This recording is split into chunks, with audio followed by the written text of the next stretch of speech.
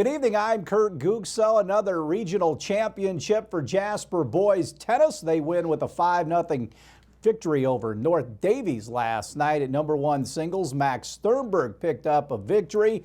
At 2, Justin Schultz, and at 3 singles, Reese Lampert. Of course, the Wildcats swept the doubles points. Trey Gutgsell and Noah Hanneman at 1 doubles. At 2 doubles, Caleb Schneer and Noah Shue. The Wildcats will play in the semi-state on Saturday against Castle in Jasper. The Jasper Wildcat football team will play Evansville North for senior night down at the stadium. The Wildcats are 7-0 after a big win over Castle last week. Wildcat coach Tony Lewis on that game and the battle with the Huskies tomorrow night. I thought, first and foremost, we were physical. Castle in southern Indiana is known as a physical program, physical team. Coach Hurt does a great job with them, and I felt like our kids came out and took it as a challenge to be as physical or more physical than Castle, and I think we wore them down offensively. I thought when you can run off tackle a bunch of times in a row, then your kids are being physical. So that was a good win for our kids. Obviously, Connor Foley had a big first half. Grant Young made some big throws, that 4th down throw that some people in the stands probably wonder why we're going for it on 4th and 9, but we're going to be aggressive, especially that comes back to, as I told our team, if our defense is playing well, we're going to be aggressive. When we're on the other side of the 50, we're going to be aggressive. Grant made a big play, Connor made a big catch, and then obviously had some other big catches. And defensively, we were able to get pressure on Tilly. We took away the running game, so they had to throw the football, and that kind of helped our defense pin their ears and come after him. Coaches always talk about the lines on both sides of the ball, and you got to be pleased with the way your offense and defensive line has played and stopped things. Absolutely. We talk to our kids all summer and all the time. The most important part of our team is our offensive and defensive line. We told our kids all week that our defensive line will be the key to the game defensively, and we felt like if we could be physical up front on the offensive side of the ball and communicate, then we were going to be successful with what we had planned for them offensively. And Grant Young made some good decisions in the option game and obviously made some big throws, and we had a few wrinkles that we added in where we could get Connor the ball a little bit more and take advantage of his size and athleticism. Your impressions on North? North, like we told our kids, North is a good football team. They're 3 touchdowns away from being 7-0. They literally are 3 touchdowns away from being 7-0.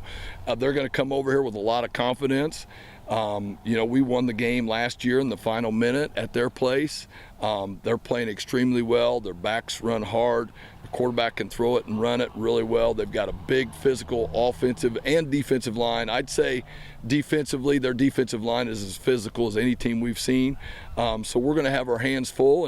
And as we told our kids, we haven't, in terms of the conference, everybody's talking about this and that. We haven't done anything, absolutely nothing.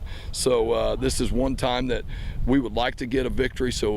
And get a victory next week if we get to that point where we don't have to share anything.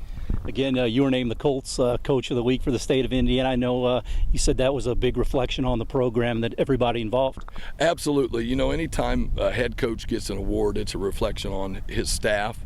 We've got a great staff here at Jasper, and we've got a great senior group that's worked their tails off to put themselves in the position to compete for a conference, which is one of the goals that we set early on in the year. That's the first goal we'd like to tick off. But again, we're playing a great team.